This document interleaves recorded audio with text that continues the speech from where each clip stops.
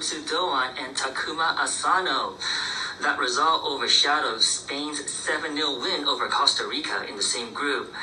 Belgium topped Group H after a 1-0 win over Canada. Croatia and Morocco played to a goalless draw. Today, Portugal opened their campaign against Ghana in Group H, while South Korea will open against Uruguay. Let's get a preview from our football commentator, Chris K.L. Lau, who's joined us on the line. Chris, good morning. Good morning.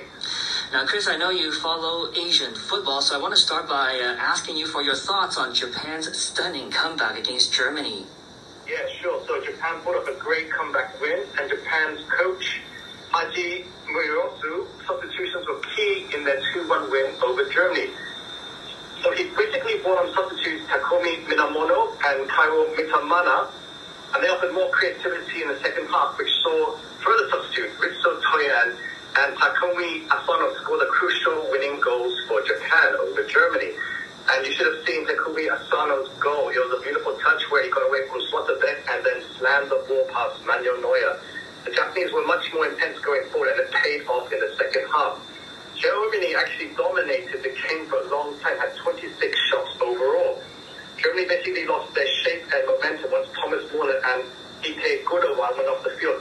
But they dominated until Japan grew more and more in confidence. It was a great win for Japan and another great day for Asian football.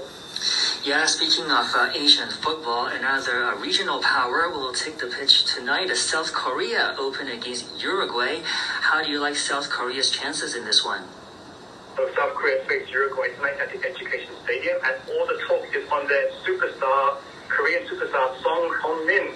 The Tottenham striker fractured his left eye socket against Marseille in the Champions League, and rumours have swirled about his fitness. Son actually was only just confirmed yesterday as okay to face the game tonight. And this is a huge boost for South Korea's chances and their psychological makeup. Son is currently wearing a protective mask and may not be able to head the ball against Uruguay, so he may only just be able to use his feet.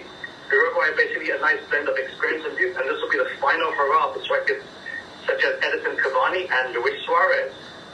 The two have met twice in past World Cups, with Uruguay winning in 1990 and 2010.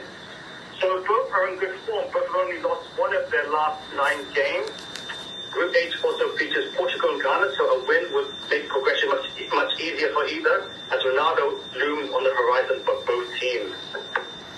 Right, and you mentioned Song Heung-min. He's going to be a huge factor in tonight's game.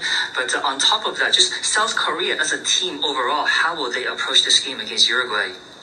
So South Korea are a relatively balanced side, and Son himself has scored 35 goals and 104 appearances for South Korea. They have other attacking threats, including Hwang Hee-chi of Wolverhampton Warriors and Hwang Yoo-jo of Olympiacos.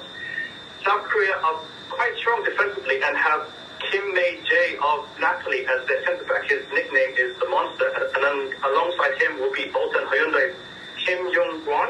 The two are very solid, so solid that they only conceded 3 goals in the Asian qualifying campaign. Uruguay basically has Edison Cavani, but he may not be able to play due to injury, but they have Luis Suarez, and alongside him they have Liverpool's Darwin Núñez, who will be hard to contain.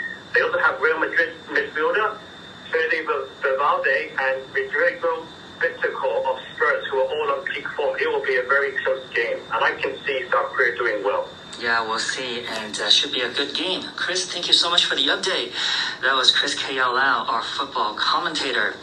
So tonight, South Korea and Uruguay kick off at 9 p.m. Hong Kong time.